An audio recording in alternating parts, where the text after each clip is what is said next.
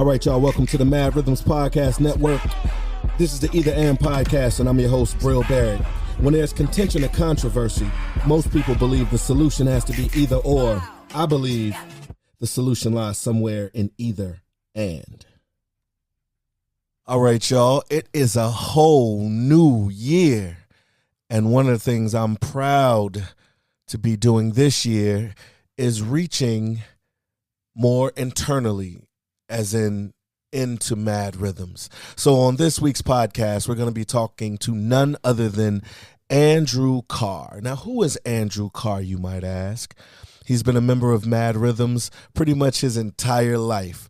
And so in today's podcast, this interview, we're going to talk with Andrew Carr so you can get to know him, how he started, and everything that brought us to where we are right now with the debut of his very first show, as in concept, created, directed, written, choreographed, and performed in all at the same time. Give it up for Mr. Andrew Carr. Andrew Carr, welcome to the Either And Podcast. How you feeling today? I'm feeling great. I'm glad to be here. Is this the first podcast you've ever done? Yes, it is. Aye. That's good. That's good. So, as I talked a bit about in the intro, I've known you pretty much your whole life.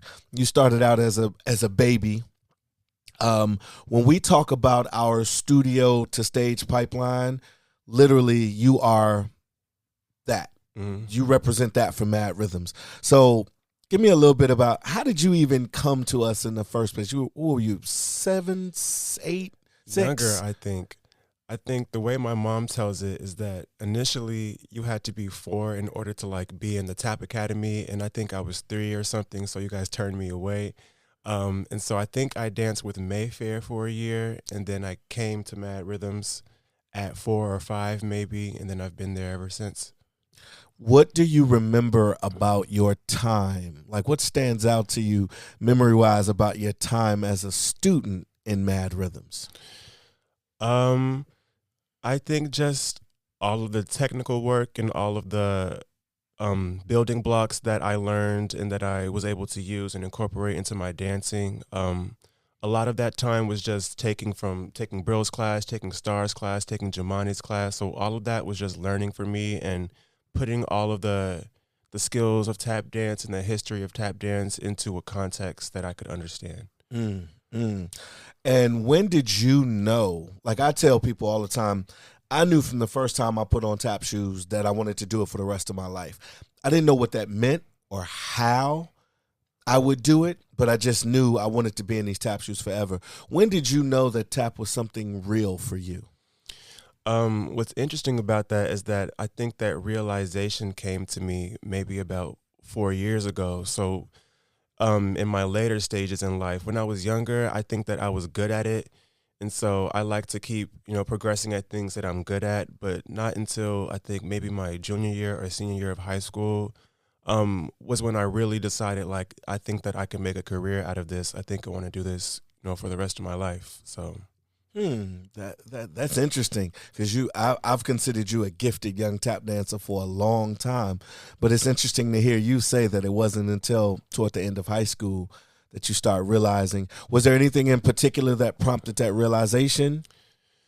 Not necessarily. I think that once everything started coming together and having that, eureka moment about just my dancing and performing and jazz and all of that coming together in a way that I could fully understand. I think that's when it came together, because before that I didn't really, conceptualize the depth of tap dance and the history. I felt like I was maybe just doing it because I was good at it and I liked it, but I didn't really understand the weight of being a tap dancer and a performer and what that means historically and culturally and things like that. Okay. So that's when you start to process it.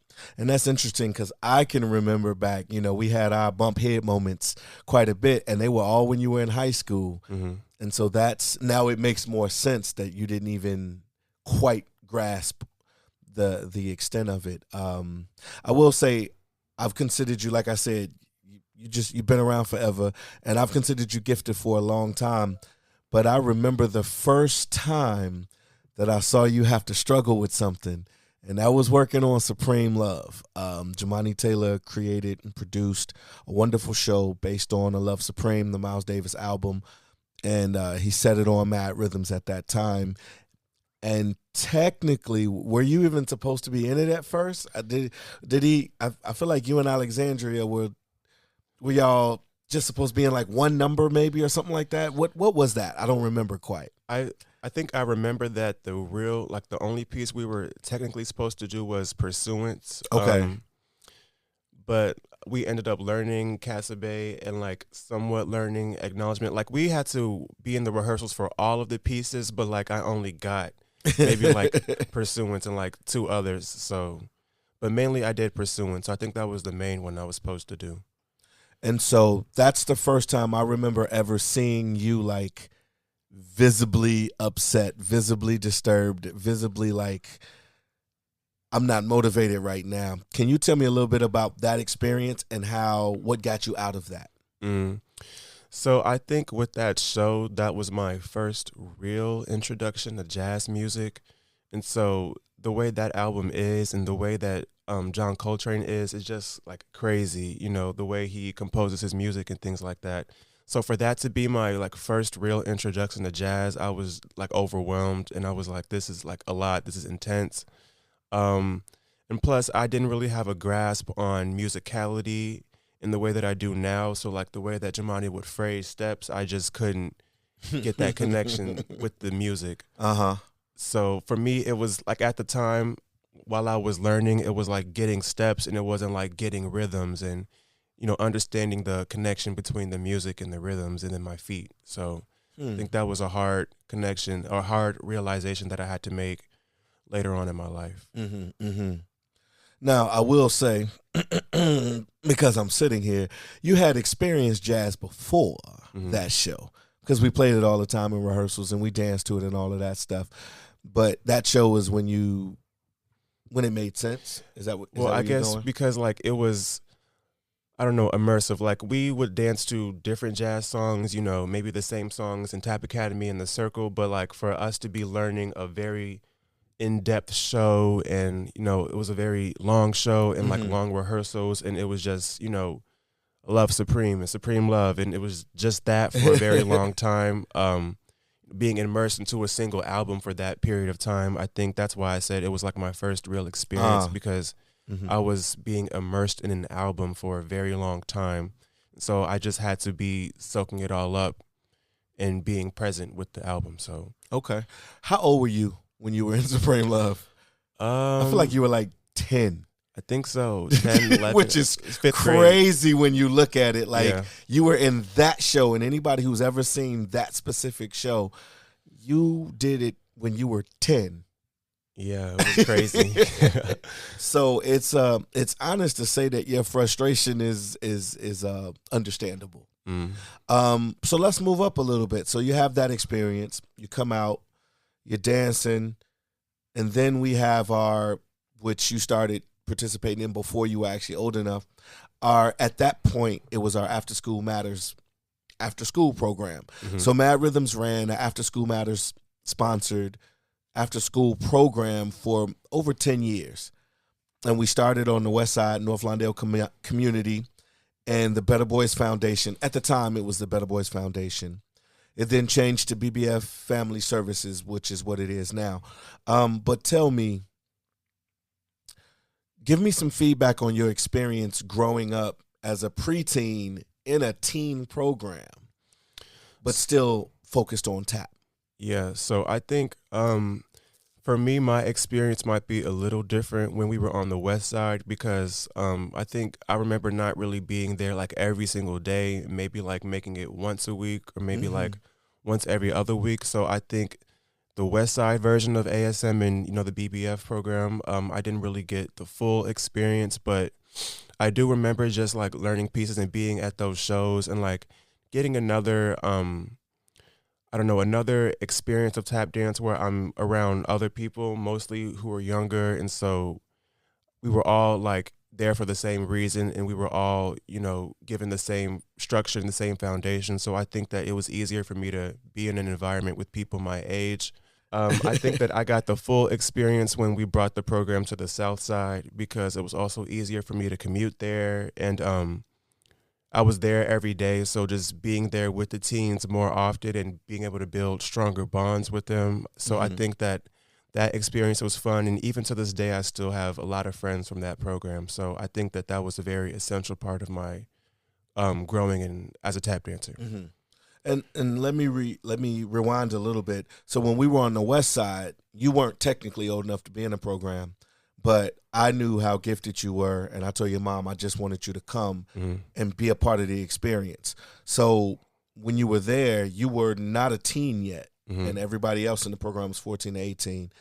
And so I do remember, like, you were the little kid that was in the middle of all of these teens, but tap-wise, you had more experience than everybody almost in the program. So you also, they were all looking at you like, who is this little kid and why he knows so much? So I could see that was a different experience. And then once we brought the program here to the Harold Washington Cultural Center in the wonderful historic community of Bronzeville, you were then actually old enough to be a part of the program, but you were simultaneously attending the M.A.D Rhythms Tap Academy and performing with M.A.D Rhythms were you professional then by the time the program got here? Were you in the professional company? I think so. I think 2015, 16, 17, 18, one of those years was when I got promoted. I don't remember. But I think during that time was when I was crossing over from being an apprentice into the professional company.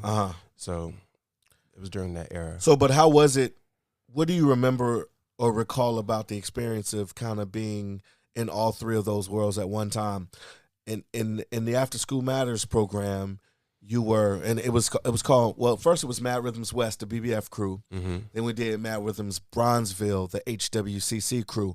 And when you were in that crew, you were one of the standouts because of the young people. You were one of the, along with Alexandria, Fryson, you all had the most experience.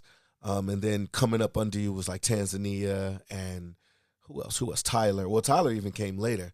Tyler was just grabbing it like it was nothing. But in that program, it was a team program, but you also were the only one that went through dance school learning to tap and was apprenticing with a professional tap company. So how did that inform your experience even in that program? I think that being in all of those things, I was able to get different perspectives from the same teachers. So when I was apprenticing, you talk to the apprentice and the company members a different way. It was more, hands-on and like we're already advanced, so this is what needs to be done. This is how we learn it. When I was in Tap Academy, that's the learning stages. So we're learning technique. We're going across the floor. We're learning the building blocks. But then in the BBF program, you have a bunch of teens who might not even know what tap dance is. So then you're getting a whole new perspective. You're getting the history. You're getting, understanding how to make rhythms and how to count and, teaching it in a way that teenagers would like the tap dance and be able to understand it clearly. So I think getting all of those perspectives helped me to be a better teacher later on, but also being able to complement all those things that I was learning and add them all to my tap dance, as a whole. Okay. Yeah, that's good. And I never thought about that actually until I was asking you the question that you got tap taught to you in all those different ways because of those different environments. And so as a teacher, it kind of gave you a blueprint as to the different ways you could reach people. I think that's cool. So let me ask you this. In all of that, all those experiences, all those different programs, what would you say were the lessons that stood out the most as you began to start to wrap your brain around tap as a professional, as your profession, let's say this? I think one of the biggest takeaways that I got from that program was a lesson of patience, I think, and watching you teach a bunch of teenagers and, with different personalities. Some people wanted to be there. Some people just, didn't really want to be there, but still having that patience and that the equal attitude and giving everybody a chance and, teaching patience, or not like teaching us verbally, but the way you taught us and the way that you approached us, I saw patience in the way you taught. So I think that was a big lesson for me. And also, I think that just the community and building community in a setting like that was a big takeaway for me, because at that point, I had learned a bunch of steps and a bunch of rhythms, technique, whatever you want to call it. But I think that the philosophical lessons and like how you treat each other and like community and what community looks like as a tap dancer, I think that those lessons were most important to me. You just said a bunch. You also said philosophical. That's them big words. That's those college words. So I assume you're in college right now, huh? Yes, I am. Yeah, where are you attending? I am currently attending DePaul University. Okay. What are you studying? I'm majoring in marketing and I'm minoring in sociology. Why? Why college? Why those majors? Why that minor? Why, just why?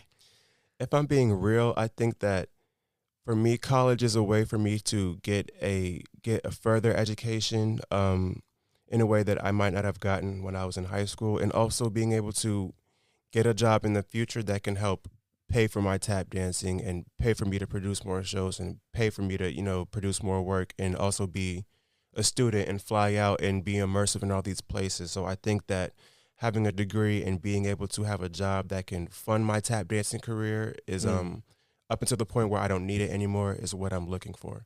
Okay. Is it about funding your tap career or more about being an asset to your tap career? Because I would think I only asked you that because I went to Northern 1 year when I was trying to decide whether I was going to do the college thing or not. And my mom said, well, just go, because if you don't go, you'll never know. So I had my mind was pretty much set up that I wasn't going. I was like, I'm going to be a tap dancer. Graduate from high school, tap dancer. That's it. My mom said, nah, go to college. Give it a shot. And then if you don't like it, then don't go. But at least you know what it was. And I said, so what can I do? Because I didn't want to be a dance major, because I didn't like other dance forms enough to want to spend time doing them. Mm-hmm. And I know to be a dance major, there's a lot of hours of ballet in that. Not me. So I went to Northern, and I said, well, what could be an asset to my career as a dancer? And I chose business administration and marketing because of the same thing. I was like, well, if I'm the product, if my career as a tap dancer is the product, then I've learned now through what I learned in school to market myself and to, treat myself as the business and really take myself to the next level. So I'm wondering, is it more than just to sustain yourself payment-wise? Is it more to have them as an asset? Yeah, that's also a part of it. I think that being in a company but also wanting to pursue, a solo career, you have to be able to market yourself. And so I think that marketing is a way for me to understand that path as a dancer and being able to, put myself in spaces and advocate for myself and market for myself. And I think that the sociology minor is more so to help me understand, people. It's a study of people. So like understanding what to say to certain people and how to market myself and approach other people, and like understanding, when you're in a certain room with certain people, what the environment is and, how to approach situations like that. So I think all of that confirms my tap dancing in a way. Oh, I like that. It confirms your tap dancing. You're so smart.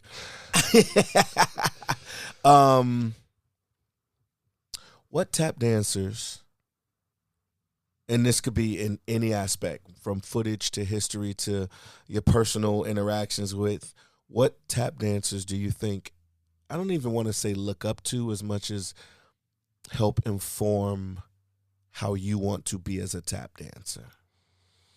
That's interesting. I think the first person that comes to mind for me is Dormisha. She's just, like, I love all of her videos, and I was grateful to be a part of Jacob's Pillow and to learn a few pieces and some technique and history from her. Just the way she approaches the dance with such elegance and such fire at the same time is admirable to me. And so, like, even her phrasing, like, I try to mimic that, and I be stealing steps sometimes. As you should. So she definitely comes to mind. Give me three. Three. So that's number one. Number two, I would probably say the Nicholas Brothers. I recently was in a play called The Queens of the Policy, and we actually had to do a tribute to the Nicholas Brothers. Queens of the Policy, produced and created by Jimalita Tillman, also here at the wonderful Harold Washington Cultural Center in the historical Bronzeville community of Chicago. Okay, go. Yes. And so one of the scenes I had to, along with Caleb Jackson, we had to essentially give a tribute / recreate the Nicholas Brothers scene from the Cab Calloway. I don't remember essentially. Oh, Stormy Weather. Stormy Weather, yes. Mm-hmm. And so just watching them, their performance attitude and the way that they could, give to a crowd while still maintaining the history and maintaining the essence of tap dance and not, take it to a place where it was unrecognizable. I think that was important, especially when I had to, study them for a period of time in order to make that scene come to life. So with that, I think that they have attributed a lot to my dancing and my performing. And then if I had to give a third name, I would probably say Michelle Dorrance. I think that her ingenuity and her innovation in tap dance is insane, and her ideas, her creativity, her style, the way she approaches music, the way she approaches tap dance, I think is very admirable. And I've been able to be in a lot of her classes, once again at Jacob's Pillow, but also D.C. Tap Fest and, Riff a few years ago. Just witnessing her creative process and like the way she talks to the students is very motivational, and the way that she carries herself as a tap dancer and still preserving the history with everything that she does and still affirming every aspect of tap dance, even if she's not actually on the wood. I think that that's also something that I look up to and want to be like. I want to imitate that. So I will also say Michelle Dorrance. So Dormisha, the Nicholas Brothers, and Michelle Dorrance. That's quite a bit. That's quite a nice inspirational plethora of knowledge to learn from. So I like that. That's cool. I didn't know that either. I just learned some things about you right here first time. You would think I know everything about you, but I know I don't, which is why this podcast is a great way to get into that. So let's talk about usually someone who follows your trajectory. Well, yeah, let's so you start off learning. Mm-hmm. And then at some point, you get the opportunity to choreograph. Mm-hmm. Let's talk about the first piece you choreographed on M.A.D Rhythms. So now you got the professional company that you were an apprentice of. You then became a member of, and now you're part of the leadership in that company. And you're asked, or choreography comes up because that was a conversation we had. So what was the first piece that you choreographed? I think that it was a collaboration piece with Time Bricky, Ain't Nobody by Shaka Khan. That's right.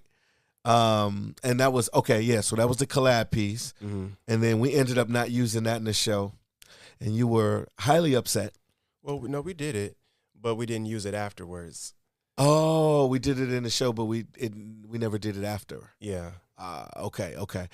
I just know you were like, I made this choreography up, and now no, it's not going to see the light a day anymore. Mm-hmm.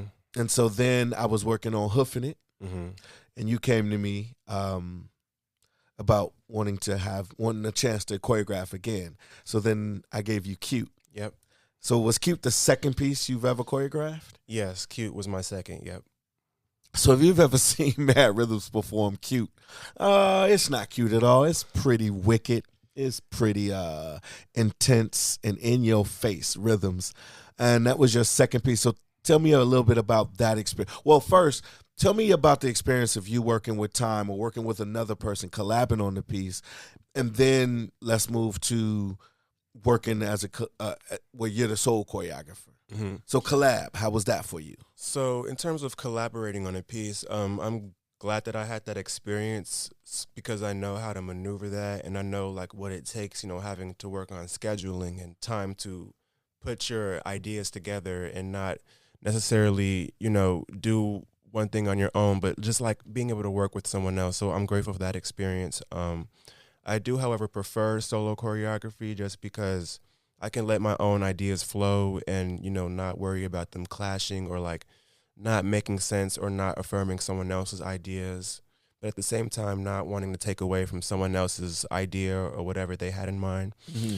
So I'm grateful for both of those experiences. I think with Cute was also still one of my earlier, choreographing experiences. So I was in a different space dance-wise than I am now. And so the choreography was, I guess the approach I took was strictly matching, the drums in there and like trying to follow the melody. And so I think that I was just really going for it with that, trying to showcase a lot of, technique and skill and agility in that piece. So I guess that was more of like a showy piece, just trying to put it all out there. You're trying to say I'm here. Yeah. Okay, and so we did Cute. We still do Cute, although you're never so happy to do it, because you're in a different place now. Yeah, choreographically, artistically. So where are you now? I think that at that time I was trying to prove myself as a dancer, in my improv, in my choreographing. So I think that where I am now, I'm more secure in that space. So I'm comfortable with slowing down a piece or slowing down the steps or, not putting too many steps or putting too many ideas in a certain section, because it's okay to have that space in there. And it's okay to, teach a section that could be picked up by someone who's intermediate. If that's what I felt with the song, then that's what I want to do. So I want to create something that, I feel that I can groove with the music, and not necessarily something that's like, wow, like I don't want people to be, I still want people to be like, wow, but not like, oh, that was crazy, I can never, but like, wow, that musicality and the way that sounds with the music, and like I felt that, Would you say that therefore now you're embracing the freedom of not having to adhere to anybody's specific idea of the rules? Yeah, I think so. Yeah. Yeah. Because I don't know, that's what I heard as you were just going through what you just talked about. There's that now you're like, I could just, if I want to do an intermediate type section, cool, that's what I want to do. And I think that just also means that you're now learning and leaning more into your own artistry. Mm-hmm. And your creative flow will take you wherever it takes you, and you get the results you get. So a lot of people may not know this, so let me spell it out. So every year, so when M.A.D Rhythms first started, probably the first 10 years, Martin, Trey Dumas III, and I did all the choreography, pretty much. It was our company. We were also the only adults. It was a bunch of children then. And then I remember as Jamani got older, Jamani Taylor, we started sharing, and we started doing collab pieces. So it was a couple of collab pieces, and then just like you, then Jamani got his own piece. And so then kind of the ideology behind running the company is that it was no longer going to look like me, like the way I dance my choreography. It would start reflecting.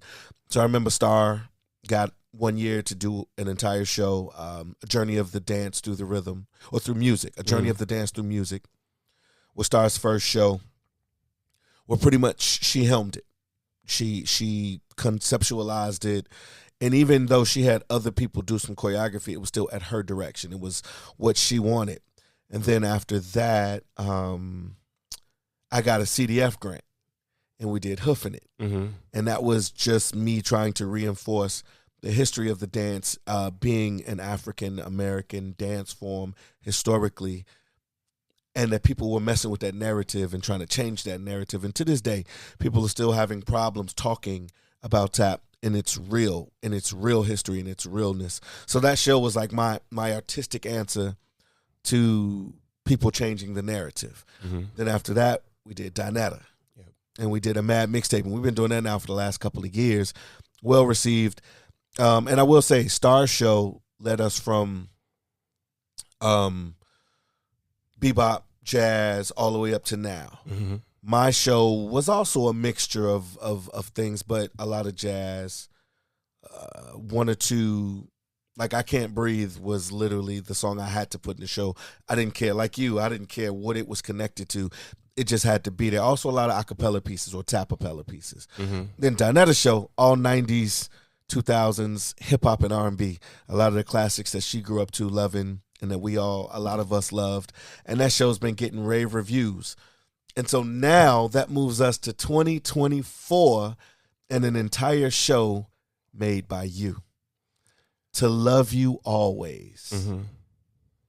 What does that mean? What does that even mean? Because I noticed you spell all A-L-L and then ways is two separate words. Yeah. So give me some, where are we going with this? So this show is an exploration of essentially telling someone I love you, or just ways to love someone. So, there's, infatuatory love and being in love with the person, a partner, having a crush. But then there's also, love of self. There's love of a community. There's love of a shared, mutual interest. So for us, that's tap dance and jazz music. So there's different ways to say I love you, and there's different types of love. So I think that by saying to love you all space ways is saying that I love you in more ways than one, loving you in every way that I possibly can. I like that. It's interesting that you said that, because as you were talking about it, it started me to thinking about the different ways that, there's in my mind, I automatically went to the love I have for my family, like, my parents or my mom, my siblings. And then I immediately go to that from love of tap, the love that I've had for tap my entire life, pretty much. And what you're willing to see. A lot of people don't think about what you're willing to sacrifice for love. And I think that, I don't know, adds another element to the question. So can you, I don't know, speak on, maybe in this show, you're touching on love and all the different ways to love. Do you touch on sacrifice at all? I think that was a part of my thought process. I don't know if I have that essential, like that specific idea in any piece that I have, sacrificing love. That's interesting. I don't think I really thought about that. I might have. You might not be old enough yet. You ain't had to sacrifice for love yet. It's coming though. Yeah. But so To Love You Always. I know, internally we have a little playlist that you shared with everybody as the motivation for the show. So let's talk about the first piece, because we're going to drop a video to that real soon. As a matter of fact, by the time this podcast comes out, the video might be already out. And that is, what's the name of the song? Universe for Two. Universe for Two. Who was that by? Sonny Colon. Okay. And how did you get into that? Well, actually, like the way I came across the song was purely an accident. Spotify, if you have a playlist, it might recommend some songs for you. And so, like, I was like, well, let me just give these songs a try. And, like, I really liked the song. And this was... wait. What was in your playlist that led Spotify to say, maybe you'll like this one? Well, I just have a playlist. I titled it, it's just called And there's a lot of just, like, soulful... it's just a lot of, like, soulful, I don't know, feel-good music. With, like, Solange. Just, like, Solange is in there. Erykah Badu. Jill Scott. D'Angelo, so like people like them. So they just recommended that song, and it sounded like a lot of what I have in the playlist, so I liked it. Okay. And then you decided to choreograph for it. So what's Universe for Two? What's the theme of that choreography? So essentially, there are two groups, and we're mimicking, planets. So the way we move across the stage is kind of like an orbit. So in the video, you're going to see us traveling on a certain path in the same way that planets do, rotating in the same way planets do in this universe. And so each group is essentially coming together to be one body. And so there's two groups, so there's a universe for two. So even though you might see, 4 people in one group, that's one collective body.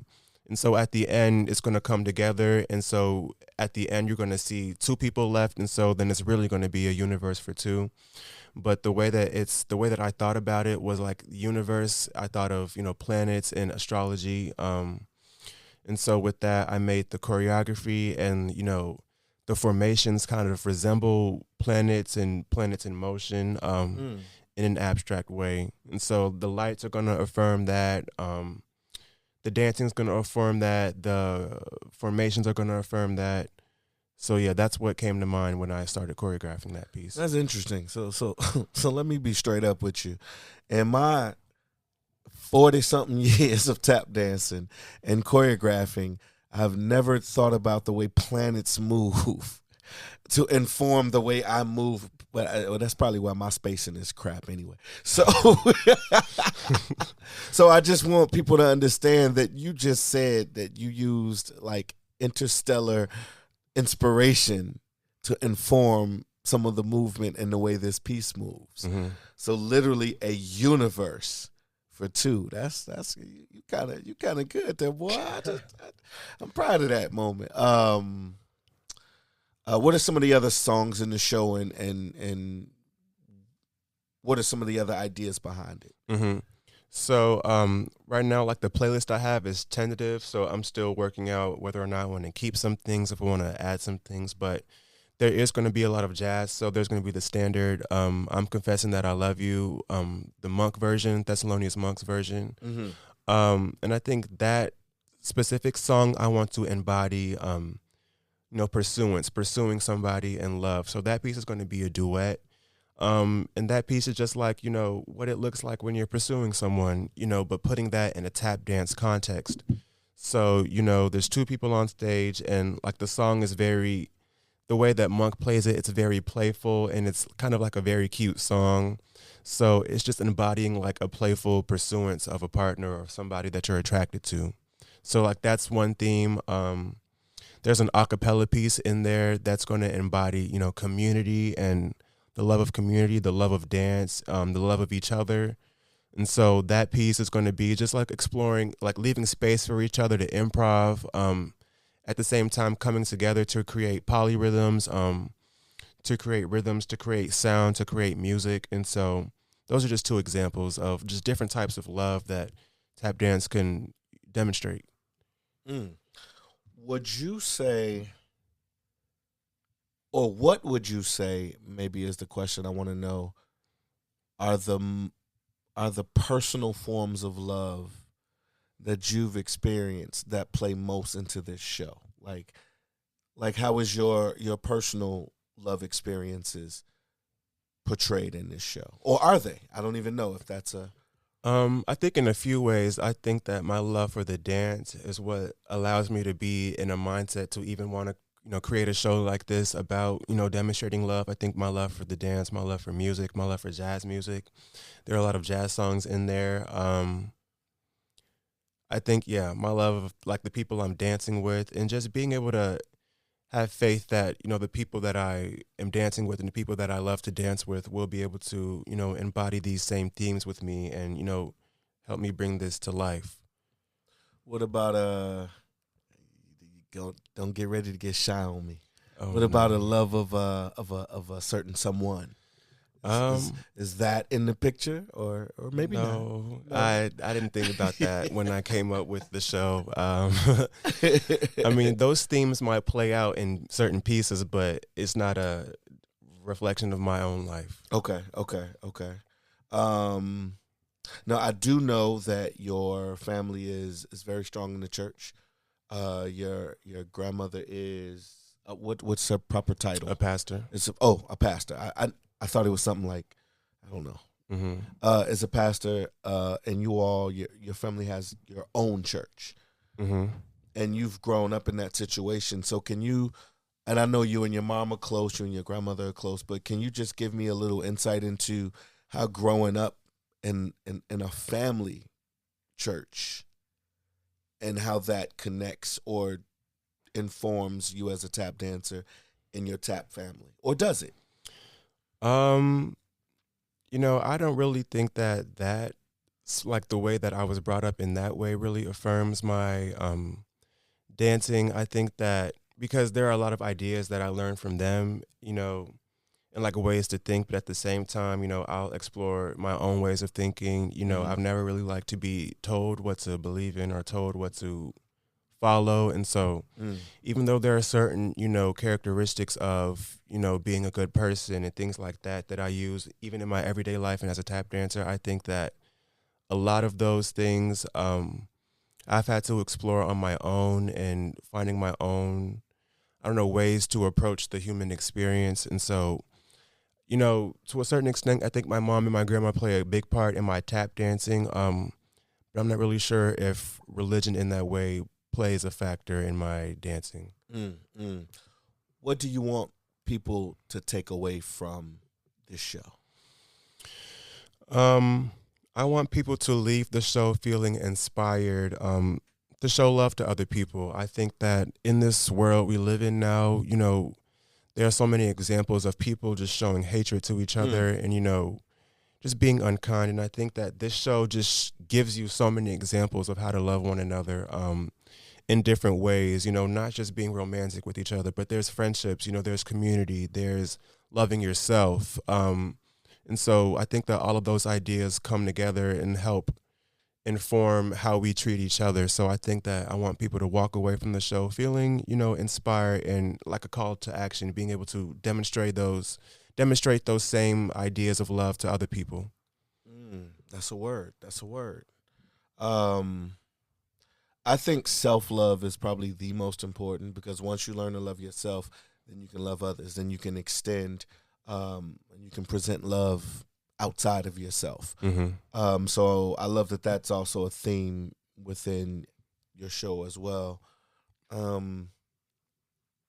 What made you think you were ready to take on an entire show by yourself?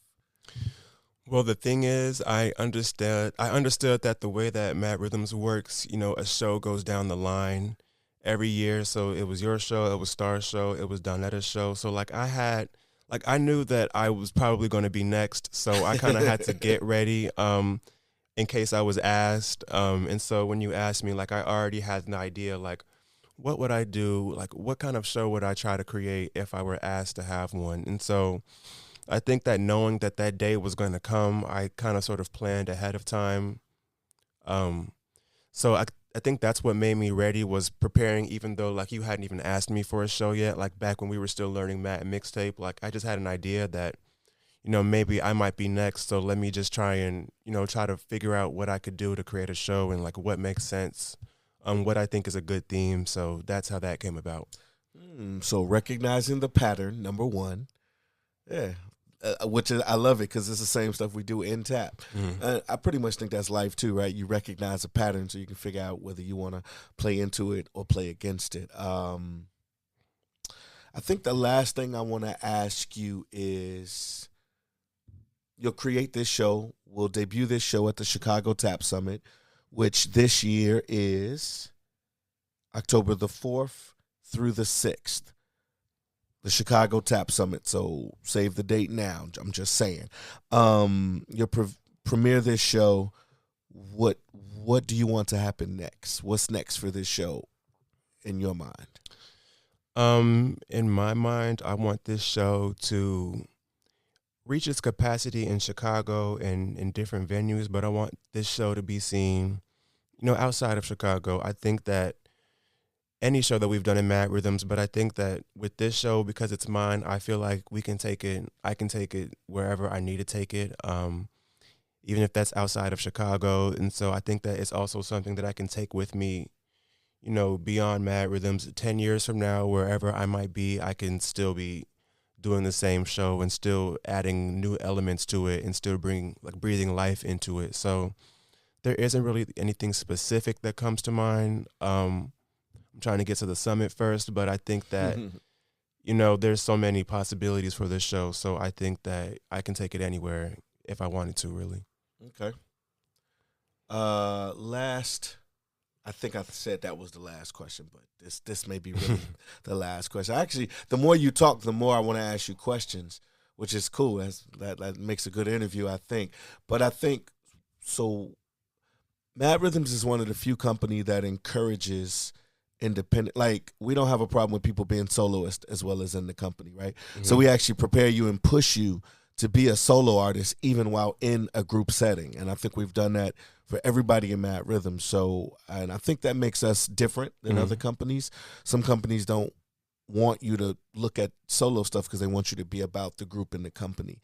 So with that being said, I don't know, what's one of your goals as a solo artist? Like once you're embarking on down that path on your own, because M.A.D Rhythms will always be here. It's always home for you. But at some point, it's only evident that you'll strike out to try to figure out what your voice is. What do you think one of the things that, like, I don't even want to say bucket lists, let's say to-do lists, for you as a tap dancer once you embark on your own path? What do you think one of those things might be? Well, I think there are 3 things that I want to be able to do proficiently as a solo artist, and that's teaching, performing, and choreographing. And so I think as a solo artist, what I'm looking for right now and in my future is to be in more spaces where I can just be learning choreography, learning other people's choreography, and performing it for them. Because for the past a couple of years, it's been Bril choreography, it's been Star choreography, it's been Donetta choreography, and I grew up under them. And so sometimes I can predict what the choreography might look like. But a part of me just is curious to see what's out there, what other shows I can be a part of, what other, styles of tap dancing I could be a part of. So that interests me. And so from that, then I can, be a teacher. And if I move to New York, I can be a teacher there. I can be a choreographer there and have some works debuting there. I can be a performer there. And so I think those 3 things are what I'm looking for in terms of being a solo artist. All right, well, y'all heard it here first. Andrew said he wants to learn choreography. So if you, get at Andrew, what are your, we'll put it in the description of the show, all your social media. But give where most people can reach you, where you want most people to connect with you on social media. Give your @ my Instagram. So my main Instagram is at Andrew Alexander, but spell Alexander ALEXAND, the number 3, and then 2 R's. Okay. I've seen that, but I don't think I even realized what it was. Okay, and that's your IG. So if y'all want to get at Andrew and put some choreography on him, that's a good way. Well, I appreciate you taking this time, man, and I'm really looking forward to being a part of this process, which is your next phase, and being a part of your show. I know you put a solo in there because I'm slower than molasses with picking up choreography right now, but don't worry about it. I'm glad that you put a space for me in your show. And with that, any last words you want to leave the audience with? No, you heard it all here. Thank you for this podcast. Thank you for allowing me the space to create, and for your time here today. All right, y'all. That was Andrew Carr.